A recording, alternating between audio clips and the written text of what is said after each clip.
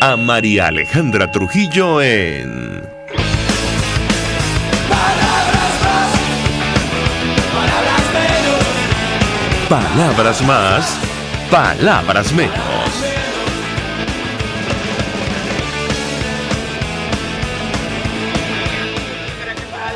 Martes 13 de octubre del año 2020, todo el equipo que trabaja para ustedes a partir de esta hora los saluda. En la producción Marilia García, en la redacción Jackson Vargas, en los controles César Arteaga, quien tendrá el inmenso placer de acompañarles, María Alejandra Trujillo. Saben, ustedes se pueden comunicar desde muy temprano a través de la cuenta en Twitter, @RCR750, seguirnos por el Periscope, por internet, rcr750.com y el resto de nuestras plataformas digitales a través de TuneIn y YouTube. Escucharon ustedes algunos titulares de los diarios de circulación nacional, temas que vamos a debatir ampliamente durante la mañana de hoy. Las redes sociales están llenas de comentarios por declaraciones de Nicolás Maduro. Ayer, día del descubrimiento de la raza, del encuentro de dos mundos, ellos lo han denominado como la resistencia indígena, instando incluso al rey de España a pedir perdón por el genocidio indígena, tomando en consideración los abusos y el horror que han tenido que vivir las comunidades indígenas en nuestro país, sobre todo durante esta administración, reflejadas, por cierto, en el informe de la Alta Comisionada de Derechos Humanos, quien ya advertía sobre la explotación laboral, la violencia que sufren los niños y las comunidades indígenas que trabajan en las minas de oro en manos de los grupos criminales en Venezuela, junto con el socavamiento considerable de la independencia del sistema judicial en nuestro país. En ese informe advertía la alta comisionada, los grupos criminales mantienen su presencia de actividades ilegales en las minas a través de un sistema de corrupción y sobornos que incluye pagar a comandantes militares, y algunas de las prácticas que cometen allí: palizas, disparos, amputaciones y asesinatos. Está todo reflejado en el informe de Michelle Bachelet. Los entrevistados informaron que castigos severos se infligen a aquellos que no cumplen con las reglas impuestas por los grupos criminales. Además de las palizas severas, tales castigos incluyen recibir un disparo en las manos o tener una mano cortada, así como asesinatos. Esto está, insisto, en el informe de Naciones Unidas. Por eso, bueno, las declaraciones de Nicolás Maduro, como mínimo, produjeron toda clase de reacciones en redes sociales, más allá de aquello, por cierto, de cambiarle el nombre a la autopista Francisco Fajardo, en este contexto de cosas que ocurren en nuestro país. Además, avanza la represión. Aprovecharon aparentemente el día de esto, lo digo a título personal, que era asueto en medio de la pandemia. Una comisión del SEBIN, por ejemplo, y mencionó algunos de los hechos, sacó de su casa a David Natera, quien está al frente del Correo del Caroní. Se lo llevaron en unas patrullas. Los vecinos allí del sector protestaron esta acción. Eso ocurrió en Bolívar. Funcionarios del SEBIN también allanaron la residencia en Yaracuy de Gabriel Gallo. Él decía en sus redes sociales que es público, que se encuentra fuera del país. En Maracaibo, en la Rotaría, decía Madeleine Palmar, también fueron a la residencia de los padres de Romer Rubio, dirigente de Primero Justicia, nombrado el pasado viernes por Juan Guaidó como miembro del Consejo de Protección de Activos Venezolanos. En fin, todo reflejado no solo en los informes de Michelle Bachelet, también en el informe de la misión de verificación de hechos de Naciones Unidas, cuyo mandato ha sido prorrogado por 2 años, que determinó que había indicios ciertos sobre delitos de lesa humanidad en Venezuela. De hecho, combinaba a la Fiscalía de la Corte Penal Internacional a actuar para que los venezolanos tengan justicia por hechos como estos que acabamos de narrar. Y el Grupo de Lima, hoy, 13 de octubre, había anunciado que se iba a reunir países de América Latina para discutir justamente estos temas. Habrá que ver qué sale de esta reunión, pero en todo caso es patente la preocupación de la comunidad internacional sobre lo que está ocurriendo en Venezuela. Va a abordar este martes 13 de octubre, nota de esto se había dicho la semana pasada, el informe de la ONU sobre nuestro país, de la misión de determinación de hechos, cuyo mandato ha sido prorrogado 2 años más. Nos acompaña Marco Antonio Ponce, porque tampoco las protestas han cesado y la acción, lamentablemente, de los cuerpos de seguridad. Él está al frente del Observatorio Venezolano de Conflictividad Social, Le agradecemos por atendernos la mañana de hoy. Muy buenos días.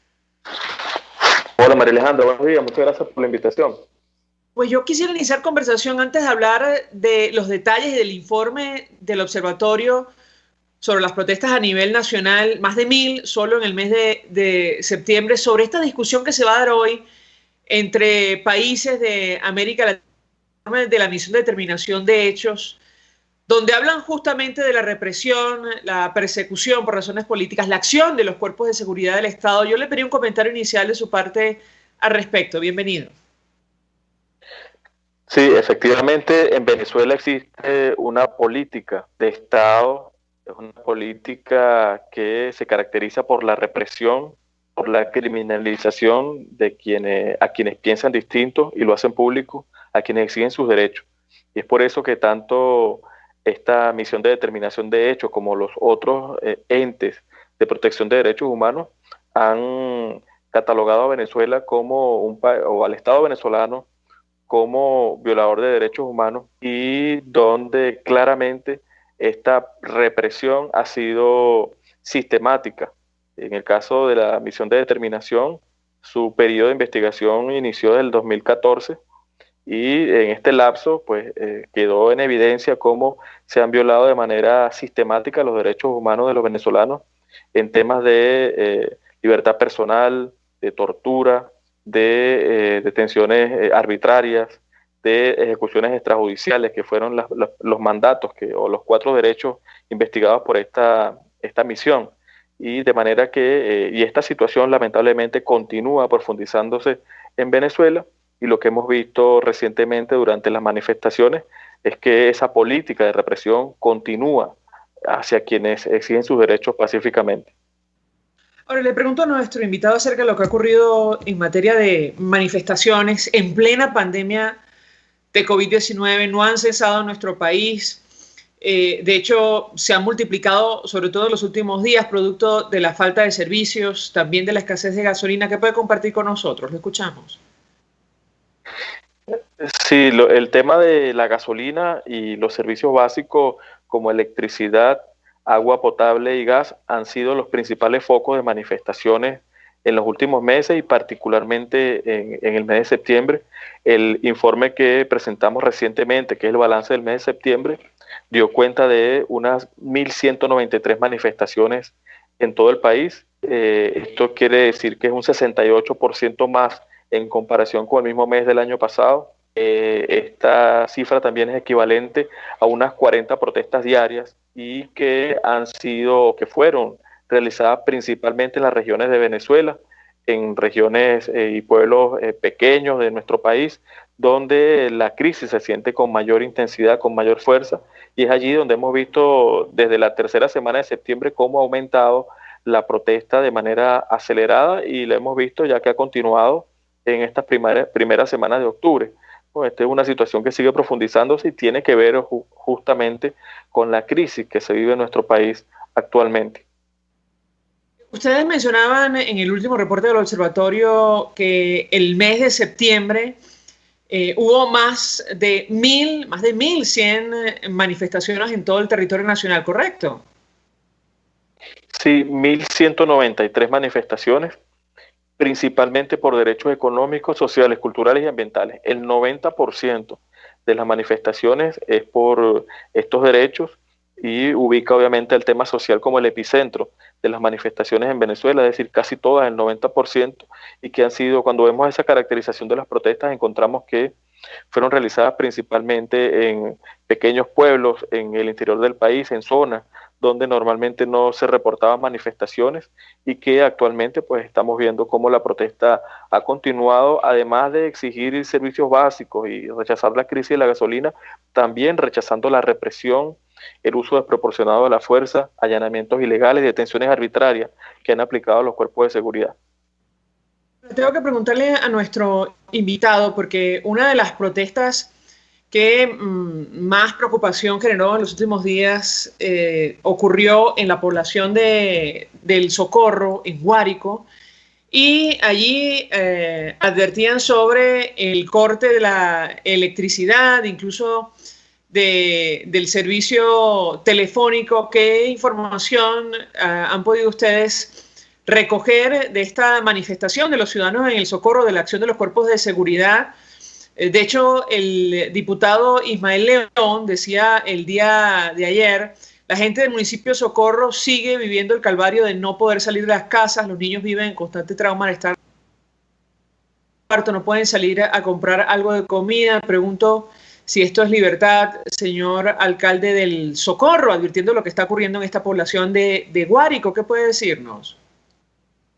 Sí, aquí estamos viendo cómo esa política de represión se hace evidente en la estigmatización, en la persecución, en el allanamiento ilegal, en las detenciones arbitrarias hacia los vecinos del municipio del Socorro, y claramente estamos enfrente de una situación muy peligrosa porque aquí los cuerpos de seguridad y los civiles armados están atacando a civiles a ciudadanos que están ejerciendo sus derechos de manera pacífica y que incluso ahora están en una situación en la que tienen temor incluso para salir a las calles.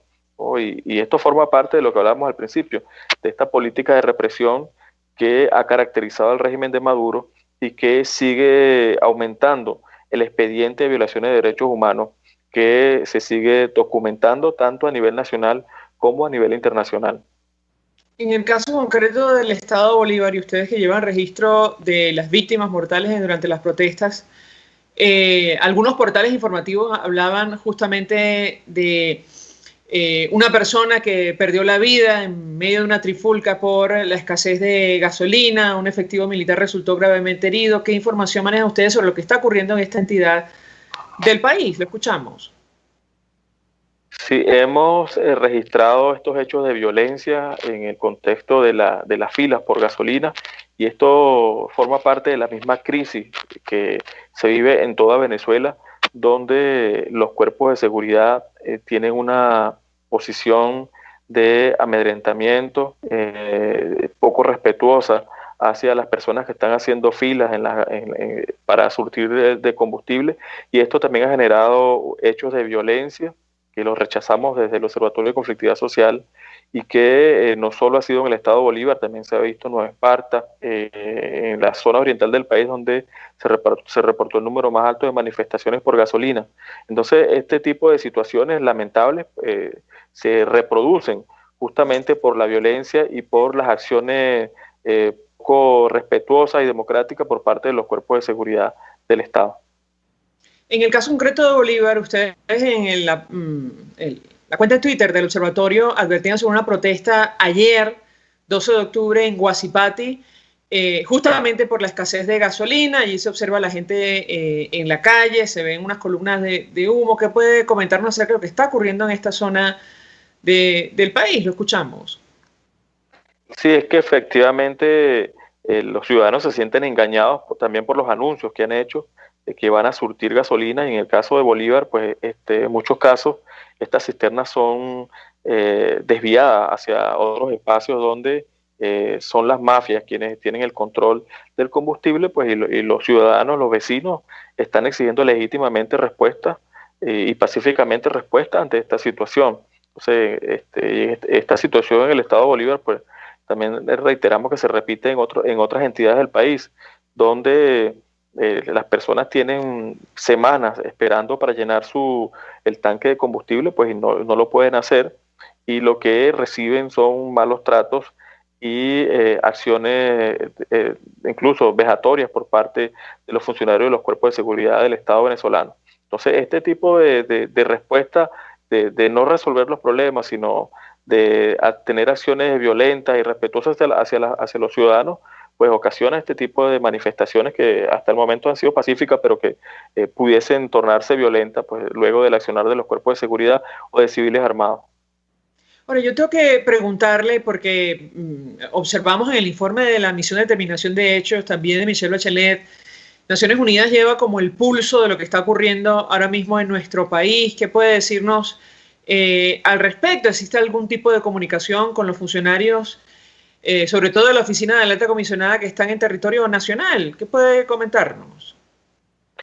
Sí, las organizaciones de derechos humanos venezolanas tienen contacto permanente con los funcionarios del Alto Comisionado que están en Venezuela.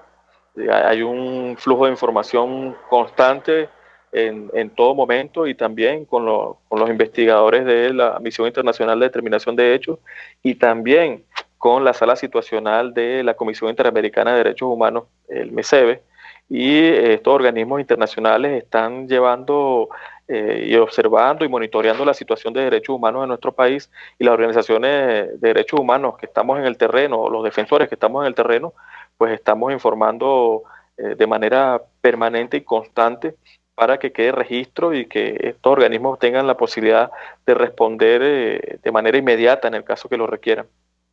Usted decía en una entrevista con un medio de comunicación digital que se prevé que el cierre del último trimestre de este año las protestas aumenten en territorio nacional, ¿correcto?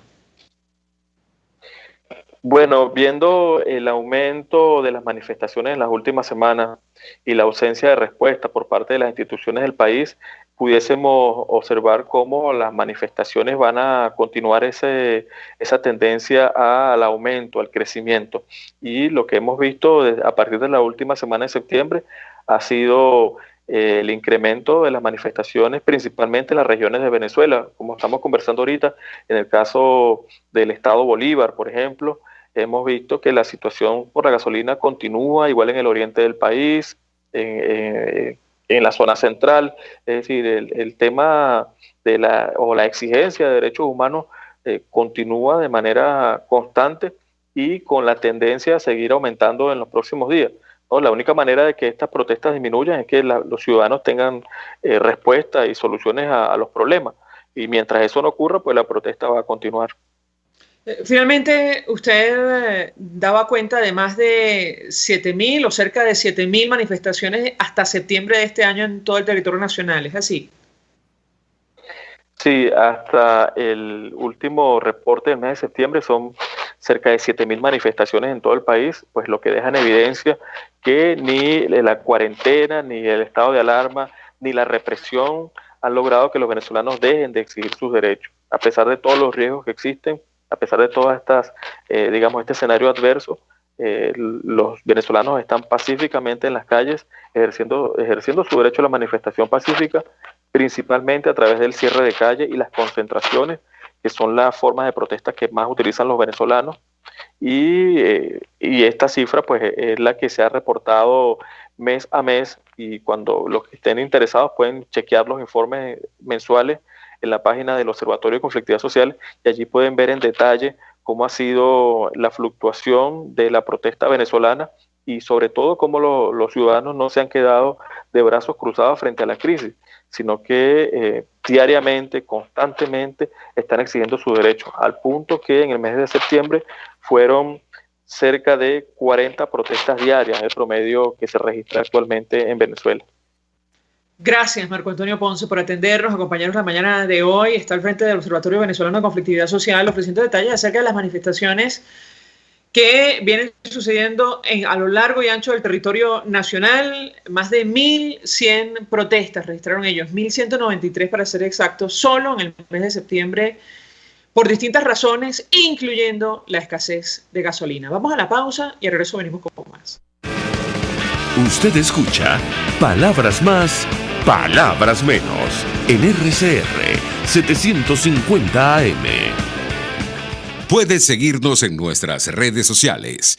En Twitter, @RCR750, la radio que se ve. Mensaje del ingeniero Kenick Navarro, presidente del FOMPRES-CIB. Apreciado colega ingeniero, arquitecto y afín, el Fondo de Previsión Social del Colegio de Ingenieros de Venezuela, FOMPRES-CIB, diseñó para la protección de tu salud el Sistema Integral de Previsión Social. El mismo tiene a tu disposición beneficios de la solvencia, asistencia primaria de salud, el plan de salud con coberturas de acceso VIP, todos estos planes pensando en la protección de tu familia. Para mayor información visita fomprescibe.net.be, Colegio de Ingenieros de Venezuela, construyendo futuro.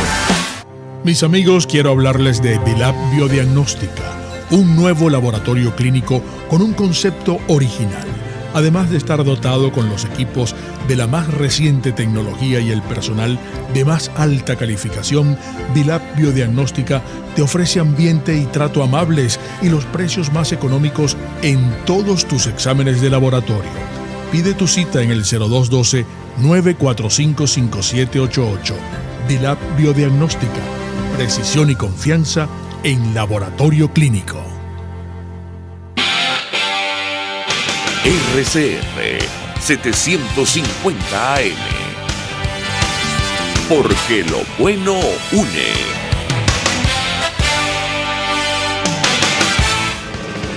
Todos las piensan, todos las escuchan y María Alejandra Trujillo te las dice. Palabras más, palabras menos. Continuamos, amigos, palabras más, palabras menos, y mencionábamos que hoy el Grupo de Lima debate el informe de la Misión de Determinación de Hechos de Naciones Unidas para Venezuela. Allí se habla de la represión, de las desapariciones forzadas, detenciones arbitrarias. Todo eso lamentablemente no ha parado en nuestro país. Ayer ocurrieron varios hechos de este tipo. Nos acompaña Gonzalo Jimiov. Forma parte del equipo del Foro Penal venezolano. Además, forma parte del equipo de esta casa en RCR. 1.000.000 de gracias por atendernos tan temprano. Muy buenos días. Muy buenos días, María Alejandra. ¿Cómo estás? Un placer estar con ustedes. Un gusto conversar con nuestro invitado. Le pediría una primera valoración, antes de entrar en los detalles de lo que ha ocurrido en las últimas horas, sobre la preocupación cierta de la comunidad internacional en torno a lo que se refleja en el informe de la Misión de Determinación de Hechos que hoy se discute en el seno del Grupo de Lima. ¿Qué puede decirnos? Lo escuchamos. Bueno, era evidente que este informe iba a generar una reacción muy contundente de la comunidad internacional. Una de las cosas destacadas de este reporte que salió hace poco y que destaca y señala que en Venezuela se cometen crímenes de lesa humanidad es que por primera vez se decía en ese informe, o se señalaba en ese informe, quiénes podrían ser los culpables específicos de los crímenes cometidos. Se les señalaba con nombre y apellido, y se valoraba la intervención de diferentes personas en la comisión de crímenes de lesa humanidad en los diferentes niveles de la cadena de mando, ¿no? Esto es algo definitivamente muy importante, es un avance verdaderamente significativo en lo que es la lucha por los derechos humanos en Venezuela, y era evidente que esto iba a tener un impacto muy, muy contundente en la comunidad internacional, ¿no? Y en efecto así ha sido, ¿no? Así ha sido. Acaba de renovarse por 2 años más el mandato de la Misión Internacional para la Determinación de los Hechos de la ONU, con solamente 3 votos en contra. Esto es importante. Uno de los votos en contra, por cierto, de Venezuela misma. Es decir, ha habido una posición, ha cambiado definitivamente la posición internacional, que antes era quizás un poco más comedida, un poco más prudente, por llamarlo de alguna manera, en relación al tema Venezuela, y ahora pues ya está como muy claro que en Venezuela se han cometido crímenes que ameritan una investigación profunda, y eso pues es lo que se está reflejando en todas estas respuestas de la comunidad internacional. Ahora, hablemos de lo que ha ocurrido en las últimas horas, porque da la impresión que el equipo que acompaña a Nicolás Maduro, las autoridades en Venezuela no le han dado la menor importancia a lo que está reflejado allí. Continúan las mismas prácticas. Decíamos que en las últimas 24 horas se habla de varias detenciones. Nosotros mencionábamos algunas retratadas por portales y periodistas en el interior del país, incluyendo la detención del director del Correo del Caroní, el allanamiento de la... ¿Qué puede decirnos? Lo escuchamos. Bueno, mira, nosotros ya habíamos anticipado, nosotros del Foro Penal me refiero, ya habíamos anticipado que esto iba a pasar.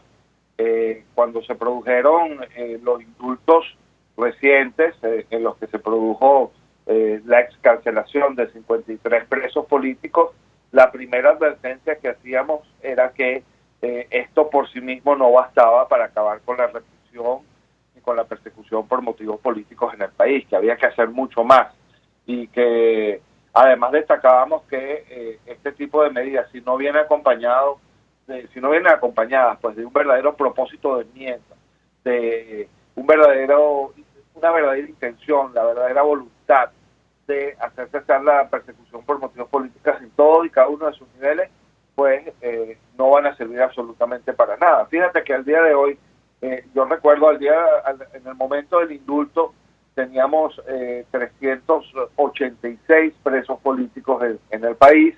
Se produjo la excarcelación de 53, quedamos en 333 presos políticos, pero ya al día de hoy tenemos 363 nuevamente. Es decir, ya volvimos otra vez dentro de lo que es este fenómeno que nosotros hemos llamado la puerta giratoria, ya volvemos otra vez a las mismas andadas en materia de violaciones a los derechos humanos. Y esto lo que se demuestra es que si no se abarca el proceso de la persecución política en todas y cada una de sus fases, ninguna de las medidas puntuales que se tome para maquillar de alguna manera la cara del poder en este sentido va a ser verdaderamente efectiva para hacer cesar la persecución, para hacer cesar la prisión por motivos políticos.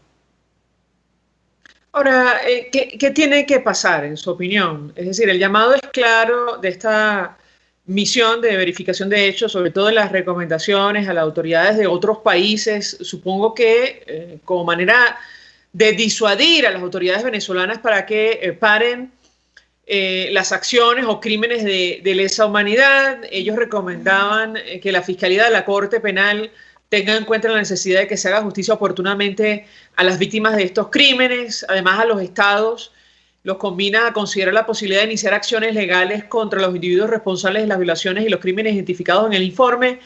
¿Qué puede decirnos? Bueno, el problema es que estos caminos, María Alejandra, hay que decirlo, son caminos muy lentos. La gente tiene como la expectativa de que de alguna manera la justicia va a llegar más rápidamente por el hecho de que se pronuncien instituciones internacionales de la manera como se han pronunciado, y si bien todo eso es positivo, eso no implica que la velocidad de la carrera se va a acelerar, ¿no? Todavía queda bastante trecho por recorrer, y hay una cosa que hay que destacar, María Alejandra. A veces desde Venezuela hacia esas instituciones internacionales mandamos un mensaje confuso, mandamos un mensaje que no nos ayuda verdaderamente. Fíjate, cuando va a intervenir, por ejemplo, la Corte Penal Internacional, una de las cosas que tiene que darse, una de las condiciones que necesariamente tiene que darse, es que no haya posibilidad alguna de hacer justicia en el país. Es decir, que en Venezuela esté cerrada absolutamente la puerta a la justicia. Esto autorizaría entonces a que esa justicia de la Corte Penal Internacional, que es concurrente y complementaria de la justicia venezolana, pues se activara. ¿Qué es lo que pasa? Que a veces desde el mundo político vamos y decimos que es que no, que queremos hacer aquí una especie de justicia transicional a la venezolana, con nuestras instituciones, con algunas propuestas que se han hecho de manejar la situación a nivel interno, y cuando tú mandas ese mensaje, básicamente lo que le estás diciendo a la Corte Penal Internacional es que no quieres que se meta en Venezuela. Entonces ese mensaje confuso pues hace que las cosas demoren un poco más, ¿no? Estas son cosas que hay que tomar en cuenta, sobre todo porque nosotros en Venezuela, evidentemente, ante la grave situación que estamos viviendo, estamos muy urgidos de esa justicia que tanto necesitamos. Pero tenemos que ser consecuentes con lo que logramos y con lo que definitivamente queremos. Y esto es un mensaje no solamente para la ciudadanía, sino también para el mundo político. Es decir, no podemos, por un lado, estar diciendo que nos parece maravilloso que ya se esté acreditando o se esté señalando que en Venezuela se están cometiendo crímenes de lesa humanidad y que queremos que intervenga la Corte Penal Internacional, y por el otro lado estar diciendo que no, que eso lo vamos a juzgar nosotros aquí, porque es un tema práctico, no es un tema de valoración, es un tema práctico. Si hay posibilidad de hacer justicia en Venezuela, la Corte Penal Internacional no va a intervenir, porque no puede hacerlo, no está autorizada para hacerlo, cuando en el país de que se trate está abierta la posibilidad de que se haga justicia. Entonces, bueno, estas son las cosas que a veces nos demoran, pero yo siento que seguimos andando en el camino correcto en términos generales. Creo que el trabajo que se ha hecho de documentación para el momento en el que se pueda hacer justicia va a ser fundamental para determinar las responsabilidades a que haya lugar y para evitar que haya impunidad, que es lo que a todos nosotros nos preocupa. Bueno, nos llama la atención porque el equipo de Nicolás Maduro utilizó como estrategia en el Consejo de Derechos Humanos de Naciones Unidas aquello de aprobar o promover una resolución estrechando lazos con la oficina de Michelle Bachelet para tratar de restar importancia a la prórroga que se aprobó de la misión de verificación o determinación de hechos en nuestro país. Yo le pedí un comentario porque daba la impresión, o digamos eso es lo que intentaron hacer ver, que estrechando lazos con la alta comisionada, permitiendo su trabajo en el terreno, iban a cesar las violaciones a derechos humanos en nuestro país, y ha sido todo lo contrario. Quisiera su comentario, lo escuchamos. Bueno, perdón ya. Disculpa. Mira, yo creo que esa estrategia del gobierno fue una estrategia equivocada, ¿ok? El poder en Venezuela tiene como la impresión o tiene como la sensación de que de alguna manera puede lavarse la cara o controlar lo que se dice en materia de violaciones a los derechos humanos, acercándose más a la misión que tiene Michelle Bachelet aquí en Venezuela. Y eso al final del día pues tampoco es cierto, porque si tú te pones a ver, María Alejandra, aunque con un lenguaje mucho más diplomático, por llamarlo de alguna manera, con un lenguaje mucho más suave, quizás no el lenguaje que a los venezolanos nos gustaría escuchar en el informe de Bachelet, o en los dos informes de Bachelet, de 2019 y 2020, básicamente se dice lo mismo, exactamente lo mismo que se dice en el informe de la misión para la determinación de hechos, la misión internacional para la determinación de los hechos para Venezuela. Es decir, Bachelet dice que en Venezuela se producen detenciones arbitrarias. Bachelet dice que en Venezuela hay desapariciones forzadas. Bachelet dice que en Venezuela hay ejecuciones extrajudiciales. Incluso fue Bachelet la primera en sugerir que, en recomendarle al gobierno que de una vez desmantelara la FAE, por ejemplo, que era un cuerpo que está definitivamente incurso en este tema de las ejecuciones extrajudiciales. Bachelet también concluye que hay tortura. Es decir, las conclusiones de ambos informes, aunque expresadas en lenguajes diferentes y dirigidas a objetivos diferentes, son exactamente las mismas. Entonces, esa estrategia del gobierno de decir que no le hace falta esa misión internacional de determinación de los hechos, porque aquí ya está la misión de Bachelet y la misión de Bachelet está haciendo su trabajo, es una estrategia verdaderamente inútil, no tiene ningún sentido, y por el contrario lo que corrobora es que sí les importa, María Alejandra, sí les importa y mucho lo que se esté manejando a nivel de esa misión de determinación de los hechos, porque hay algo fundamental que tenemos que tener en cuenta. La responsabilidad penal de la que se habla en esta misión internacional de determinación de los hechos es una responsabilidad personal, directa, individual. Es diferente de la responsabilidad general de la que se habla en el informe o en los informes de Bachelet. En esta misión de determinación de los hechos, de lo que se está hablando es de quién, dentro de todo el esquema de la cadena de mando, es culpable. Y eso les afecta definitivamente mucho, porque en todo lo que es el mundo democrático, en todo el planeta, es muy difícil tomarse la foto con una persona que de alguna manera haya sido señalada como un criminal de guerra, como un genocida, como un criminal de lesa humanidad. Eso definitivamente les cierra muchas puertas y sí les afecta.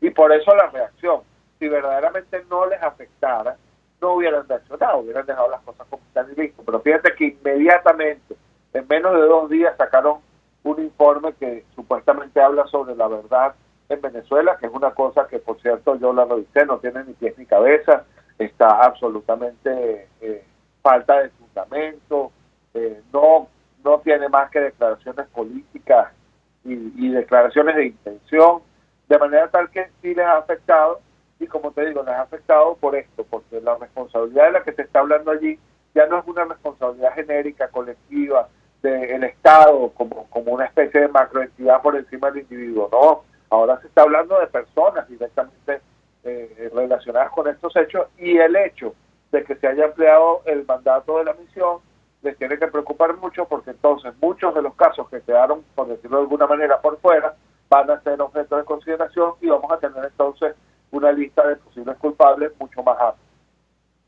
Tengo que preguntarle sobre la responsabilidad de los funcionarios que de alguna manera intentan restar importancia a la gravedad de los hechos que están retratados allí, muchos de los cuales lo hemos vivido todos en primera persona porque han sido retratados a través de cadenas de radio y televisión, incluso transmisiones digitales. Nosotros comentábamos hace algunos días la entrevista que ofreció Jorge Reaza, por ejemplo, al País de España, tratando de minimizar el informe, restando la importancia porque tuvo que hacerse fuera del territorio nacional. Él decía textualmente, ¿qué excesos se pueden cometer en Venezuela? Los que se pueden cometer en cualquier parte del mundo. ¿Qué responder ante una declaración de esa naturaleza? Lo escuchamos. Bueno, lo que hay que responderle es sencillamente, hay que responder con los hechos. En primer lugar, esta gente parece olvidar que a veces parece olvidar, mejor dicho, que vivimos en un mundo en el que el hecho de que una persona no esté en un determinado lugar no implica que no pueda tomar conocimiento de las cosas que pasan en ese lugar, ¿no? Si algo tiene el informe de la misión de verificación de los hechos de la ONU es que es sumamente riguroso en lo que fue la captación de las evidencias que sustentan las conclusiones que están allí planteadas, ¿no? Y luego, cuando uno ve este tipo de respuestas, cuando uno ve la campaña internacional que se ha montado con respecto a esto, tú lo único que puedes concluir es que les ha pegado donde les duele, definitivamente. Y es lo que te decía antes. Una cosa es que tú hables de que se han cometido violaciones a los derechos humanos así en general, y atribuyas esa responsabilidad al Estado como entidad colectiva, etcétera, y otra cosa muy diferente es que ya te empieces a decir fulanito, sutanito y menganito son directamente los responsables de estos crímenes, porque eso, si bien no es lo único en lo que se va a basar, por ejemplo, la Fiscalía del Tribunal Penal Internacional, si es una prueba, si es una evidencia que tiene muchísimo peso para la determinación futura de responsabilidad. Entonces, esas declaraciones lo que reflejan es eso, lo que reflejan es que el informe tuvo el impacto que tenía que tener y llegó a donde tenía que llegar. ¿No existe con estas declaraciones, incluso con la presentación de este informe que usted dice no tiene pies ni cabeza, algún grado de complicidad en torno a los graves hechos que están reflejados en el documento presentado por la Misión de Determinación de Hechos? ¿Qué opina usted?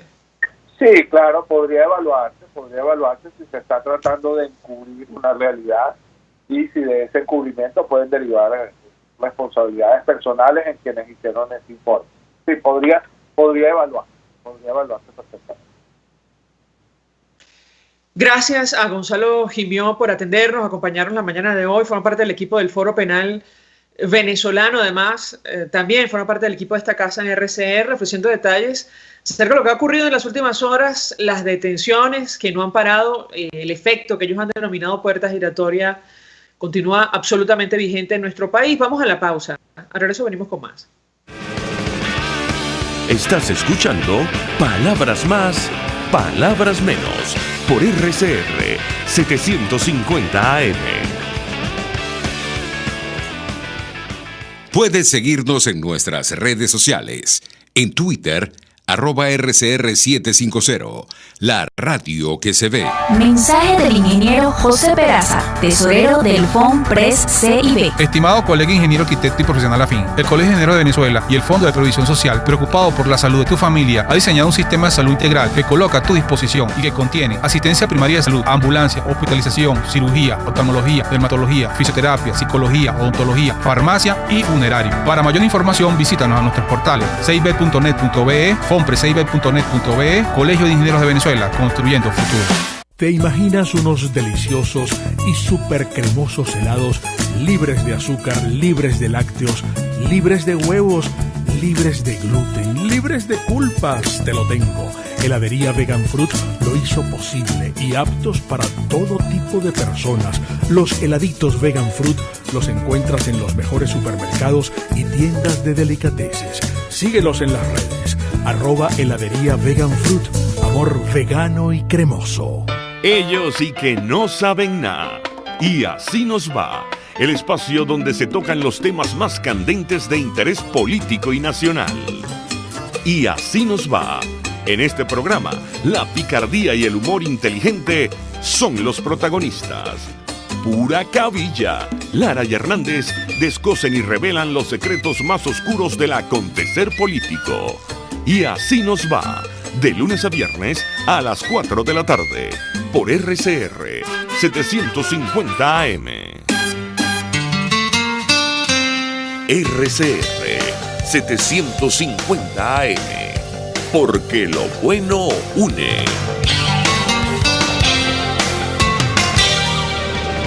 Información, opinión, contraste. María Alejandra Trujillo está en Palabras Más, Palabras Menos. Continuamos, amigos. Palabras más, palabras menos, hablando acerca de la violación sistemática de derechos humanos en Venezuela, que no para a pesar de la decisión del Consejo de Derechos Humanos de Naciones Unidas de prorrogar la misión de determinación de hechos en Venezuela, que recientemente advertía sobre serios indicios frente a posibles delitos de lesa humanidad. Una de las prácticas que ellos han destacado en el informe tienen que ver con las detenciones arbitrarias que no han parado. Comentamos con ustedes algunas denuncias de lo ocurrido el día de ayer en todo el territorio nacional, y uno de estos casos nos ubica concretamente en Bolívar. Allí los cuerpos de seguridad del Estado detuvieron al director del correo del Caroní, un medio de comunicación que ha sufrido toda clase de ataques durante los últimos años. Hoy es digital y nos acompaña, la próxima invitada que nos acompaña es María Ramírez, ella es coordinadora de El Correo del Caroní. 1.000.000 de gracias por atendernos. Buenos días. Hola, buenos días, ¿cómo estás? Bien, con mucha preocupación. Veíamos las imágenes, sobre todo retratadas en redes sociales, además la cobertura que ustedes han hecho a través de la vía digital. ¿Qué puedes comentarnos al respecto? Te escuchamos. Bueno, lo que puedo comentarte más allá de todo lo que informamos es que luego de la liberación de Davinater, el director de nuestro diario, pudimos corroborar que sí, o sea, estos funcionarios del SEBIN hicieron un allanamiento, revisaron varias áreas de la casa, estuvieron, indagando en su vida privada, en su vida íntima, su vida familiar, pero su posición sigue siendo firme, sigue siendo de cara, por supuesto, a informar, a mantener pues la actividad y todo el empuje que ha tenido el Correo del Caroní en los últimos años. Situaciones como estas pues no amilanan ni al director ni al equipo del Correo del Caroní, que desde ayer estuvo muy temprano cuando nos enteramos que estaba esta comisión del SEBIN afuera de su casa, estuvo muy temprano cubriendo hasta el momento de la liberación. Nosotros seguimos haciendo el trabajo. Entendemos que, por supuesto, en este hecho hay una vinculación política por una designación que hizo Juan Guaidó, y que, por supuesto, no involucraba como tal al director de nuestro diario, sino a su hijo. Presumimos que esto pues está relacionado y, más allá de todo lo que ocurrió, de todas las horas en las que se desarrolló este allanamiento y esta detención arbitraria, nosotros seguiremos, por supuesto, informando. Si nos permite nuestra invitada, tenemos un video, me parece que fue grabado por los vecinos, si no por alguien del equipo del Correo del Caroní, cuando detuvieron a Davinater. Estamos hablando del director del Correo del Caroní, una persona mayor. Vamos a reponer ese momento y yo te pediría un comentario.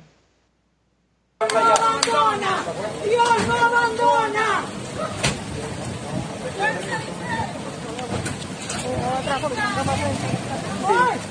¿Qué hora es? ¿Qué hora es? ¿Qué hora es? Estamos con usted, David, primo. Estamos con usted, doctor. Como las 7 de la noche. Sí, David. Estamos con usted, doctor. Estamos con usted. ¿Qué hora es, por favor, señor? Quisiera el comentario de nuestra invitada. No sé si esto fue retratado por ustedes, el Correo del Caroní o los vecinos. ¿Qué puedes decirnos? Sí, nosotros estábamos allí, ya habían pasado 4 horas del allanamiento y de repente observamos un movimiento extraño de las camionetas del SEBIN. Se colocaron de una forma que lo que querían era bloquear la visibilidad de los vecinos y de quienes estábamos allí por parte del Correo del Caroní. Aún así, pues nos acomodamos de tal manera que pudiéramos observar qué era lo que iba a ocurrir, porque en ese momento no teníamos idea de que lo iban a sacar, pero lo suponíamos. Y bueno, los vecinos que habían empezado a concentrarse allí en apoyo, pues estuvieron muy pendientes de manifestarle sus palabras de apoyo a Davinatea, y hay una parte que no la captura justamente ese video que acabas de reproducir, donde él lo montan en la camioneta, él baja el vidrio de la camioneta y dice, nos vemos, vuelvo como a las 7 de la noche. O sea, él por supuesto, ya le habían comentado que iba a rendir unas declaraciones al SEBIN y que lo iban a devolver a su casa. Evidentemente no volvió a las 7 de la noche, sino prácticamente casi a las 10 de la noche. Pero bueno, bien, el video muestra quién es él, o sea, una persona pues sumamente firme y sumamente fuerte, y el video muestra justamente eso, pues su convicción y su fuerza, pues no estaba como una persona quizás temerosa en una circunstancia como esa, y después de tantas horas de estar sometido a un procedimiento en el que, vale destacar, no fue permitido el acceso de sus abogados, no hubo testigos como establece la orden de allanamiento. La orden de allanamiento establecía que este procedimiento tenía que estar en presencia de un fiscal, eso no ocurrió. Tenía que ser en presencia también de 2 testigos que tenían que ser o vecinos o habitantes de su residencia, y eso tampoco ocurrió. Los 2 testigos que llevó el SEBIN fueron 2 muchachos que agarraron quizás en la vía, personas pues que no eran de la confianza en el entorno de Davinatea, y así se desarrolló todo este procedimiento. Durante el allanamiento en su casa y durante la detención en el SEBIN tampoco fue permitido la entrada de sus abogados. Ahora, ¿existía una orden para llevárselo más allá del documento sobre este allanamiento? ¿Qué puedes comentarnos? No, el único documento que había era una orden de allanamiento que indicaba que pues tenía que ser allanada esta propiedad. No había ningún documento que estableciera algún traslado o alguna detención arbitraria. En este caso es así como te lo comento, le dijeron tiene que ir a rendir declaraciones a la sede del SEBIN, que queda por cierto muy lejos de su residencia. Y estando allá en el SEBIN, como te digo, su abogado no le fue permitido el acceso, y de acuerdo con lo que indicaba el abogado, pues después de tantas horas sometido a este procedimiento, pues ya esto se configuraba como una detención arbitraria, porque pues no le había sido permitido ni siquiera conversar con parte de su equipo de trabajo, con su entorno, con nadie. O sea, él estaba solo y no se le permitía contacto, no sabíamos directamente de él cuál era su situación, por ejemplo, si estaba bien de salud, solo lo que ellos nos indicaban desde una puertica, como una ventanita como de 5 centímetros, nos decían, él está bien, nos decían, él está bien. Bueno, ustedes presumen que se trata de una detención arbitraria por razones políticas, porque suponemos que durante el interrogatorio no se mencionó el trabajo que vienen haciendo ustedes en el Correo de Caroní, sino probablemente lo que tú dices, la designación de que anunció el presidente del Parlamento y presidente encargado, Juan Guaidó, ¿correcto? Sí, bueno, no tengo detalles de las preguntas que le hicieron a él en el interrogatorio. Cuando él fue liberado, pues hablamos poco, estuvimos allí en su casa pues hablando de lo que fue el procedimiento, pero no tengo precisión de cuáles fueron las preguntas que le hicieron. Presumimos que hay una vinculación con pero tampoco descartamos pues otros factores que hayan podido incidir en esto. Por ejemplo, algunas personas que estaban allí durante el allanamiento, digo, afuera de la residencia y por redes sociales, pues lectores del Correo del Caroní vinculaban este hecho pues a toda la cobertura que ha tenido el Correo del Caroní, por ejemplo, señalando la anarquía de las zonas mineras acá en el sur de Venezuela, en lo que se ha conocido como el arco minero del Orinoco.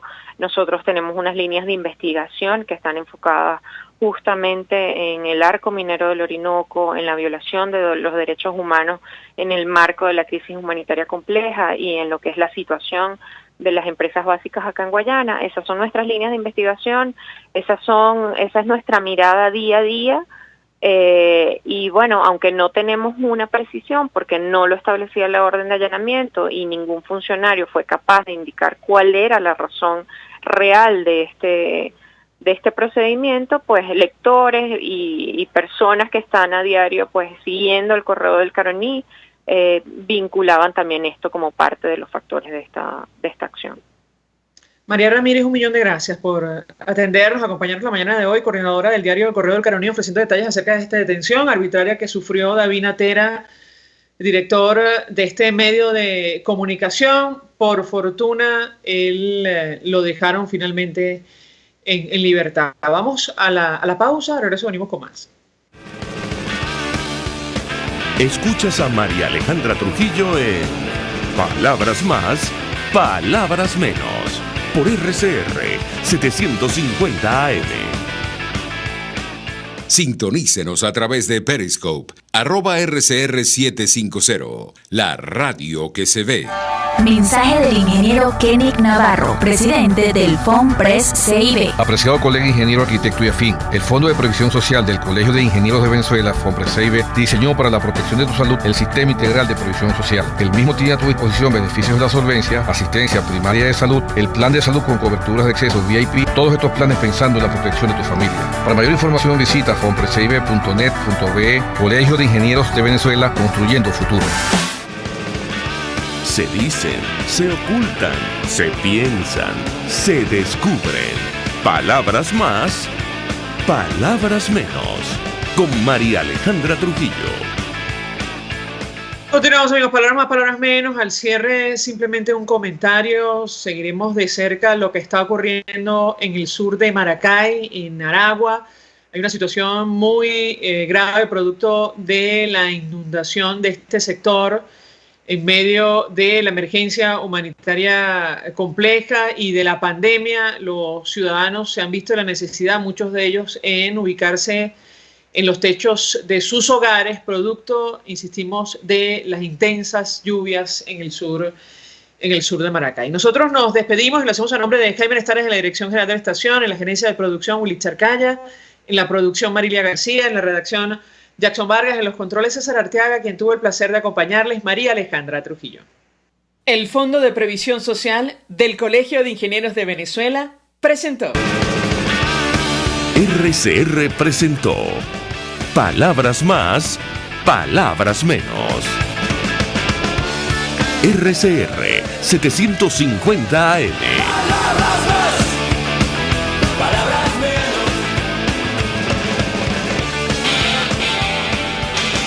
RCR 750 AM. Porque lo bueno une.